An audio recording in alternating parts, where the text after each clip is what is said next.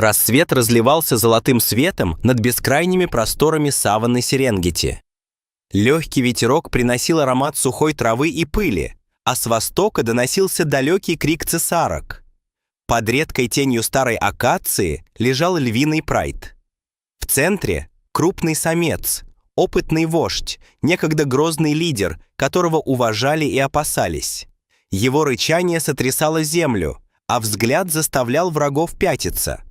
Но теперь его лапа была обезображена красным опухшим абсцессом, делавшим каждое движение мучительным.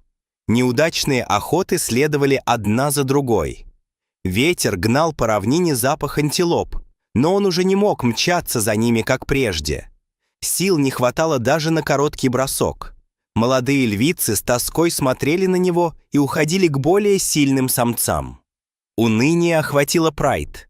Там, где раньше царили уверенность и порядок, теперь витали сомнения и голод.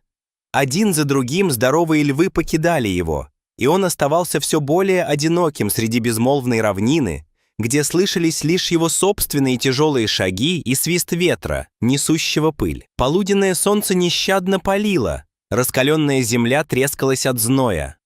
Грива, некогда густая и пышная, сбилась колтунами, шерсть потускнела. Со взъерошенной гривой и исхудавшим телом он волочил лапы в отчаянии, ища хоть какой-то источник надежды.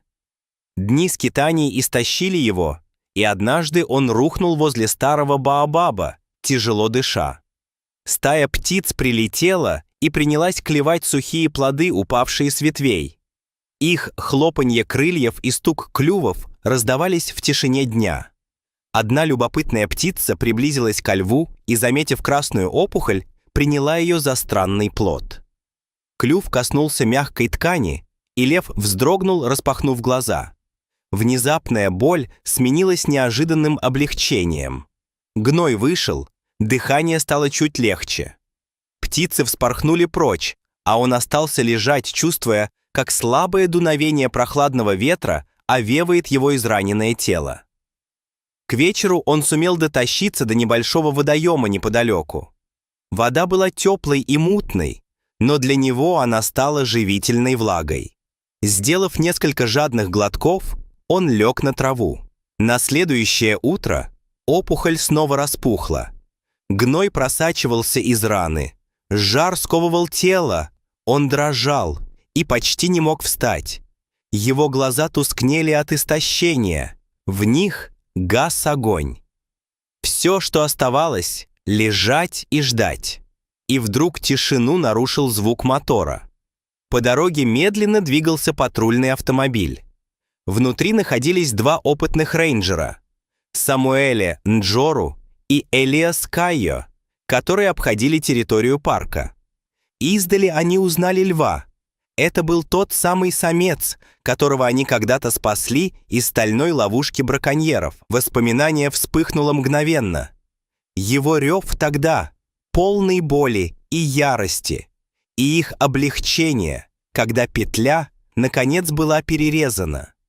Теперь же перед ними лежала почти безжизненная тень того грозного зверя. Самуэль посмотрел ему в глаза и понял — действовать нужно немедленно. Элиас зарядил транквилизаторный дротик и прицелился.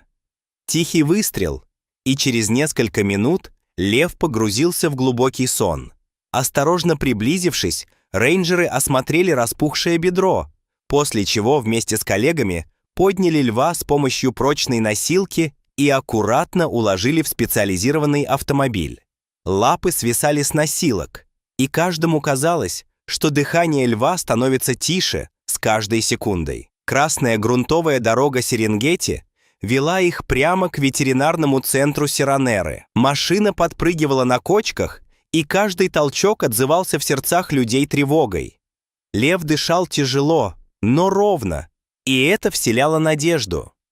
Они знали, что каждая минута важна. В клинике команда во главе с доктором Айшей Килима немедленно приступила к работе. Льва перевели на стол, шерсть вокруг бедра сбрили, открыв воспаленную область. Ветеринарные лампы ярко освещали страшные очертания раны. Врачи дренировали абсцесс, промыли его антисептиком и наложили швы, оставив дренаж для выхода жидкости. Внутривенно ввели антибиотики и обезболивающее, подключили к капельнице и мониторам. Льва поместили в просторную клетку со свежей соломой и круглосуточным наблюдением через камеру. Первую ночь персонал провел в напряжении. Дождь стучал по крыше клиники, заглушая все звуки. Иногда казалось, что дыхание льва замирает, и врачи бросались к клетке, чтобы убедиться в обратном. Утром он открыл глаза и, тяжело подняв голову, огляделся. Когда ему поднесли воду, он пил медленно, но уверенно. Лихорадка спала, дыхание стало легче. Через 3 дня он смог подняться и сделать несколько шагов. Рана подсохла, гной больше не выходил, запах исчез. Его глаза стали яснее, в них появилась сила. Через неделю его перевели в полудикий вольер с деревьями и густой травой. Там ему выпускали мелкую добычу, чтобы он вновь оттачивал охотничьи навыки. Его мышцы крепли, шаг становился уверенным и гибким.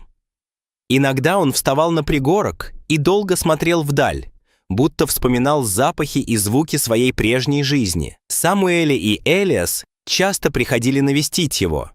Их взгляды были полны гордости и радости.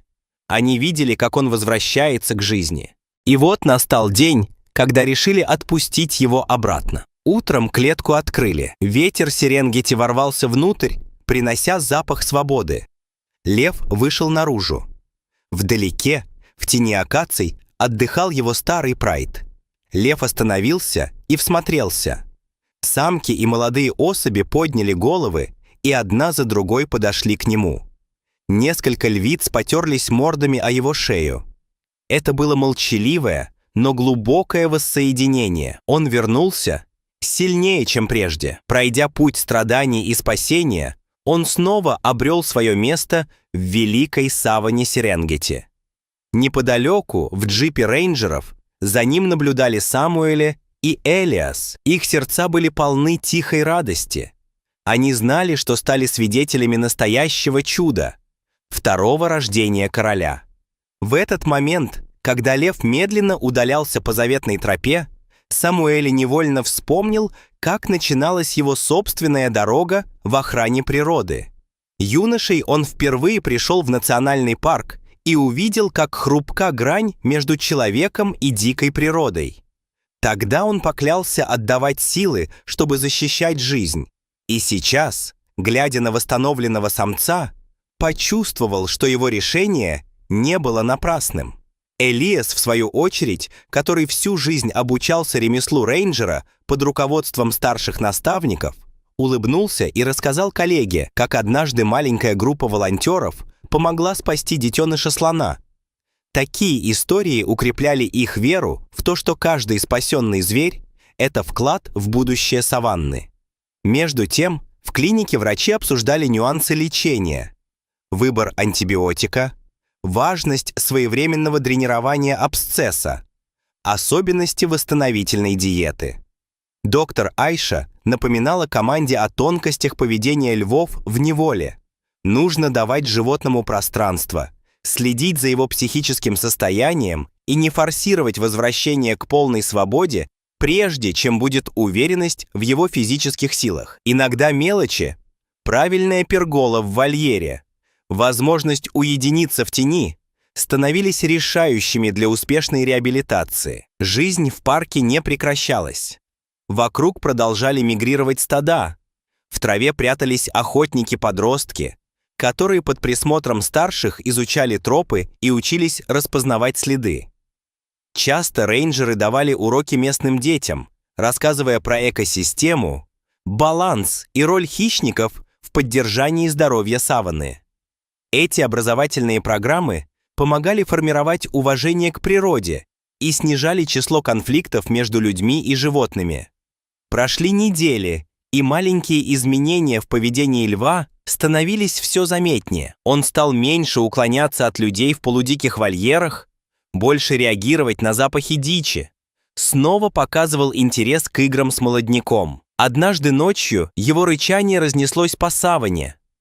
Короткое, но чистое, как напоминание о том, что в его груди вновь разгорелся прежний огонь. Вокруг этого звука собрались другие львы, и кто-то ответил ему. Признак того, что Прайд действительно принял его обратно. История этого спасения быстро стала известна в регионе. Рассказ о том, как птица случайно помогла разрезать нарыв, стал маленькой легендой среди рейнджеров и волонтеров. Люди шептались о том, как хрупкие нити судьбы могут спасать жизни. Иногда мельчайшее вмешательство природы, случайный клев птицы, способно изменить исход событий. Для многих это стало напоминанием о взаимосвязанности всех существ и о том, как важно беречь каждый живой след на Земле.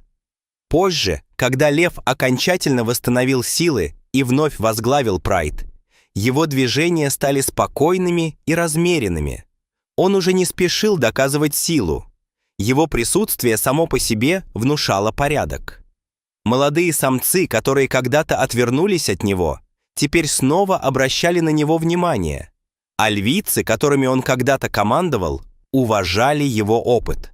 В саванне возродился баланс, и жизнь продолжилась в ее вечном ритме. И хотя многие подробности этого спасения были известны лишь узкому кругу, рейнджерам, ветеринарам и сотрудникам парка, сама история стала тем светлым напоминанием, которое люди рассказывали друг другу у костров, передавали волонтерам и детям. Она вдохновляла новых защитников природы и укрепляла веру в то, что даже в жестоком мире дикой природы может быть место для сострадания, смелости и заботы.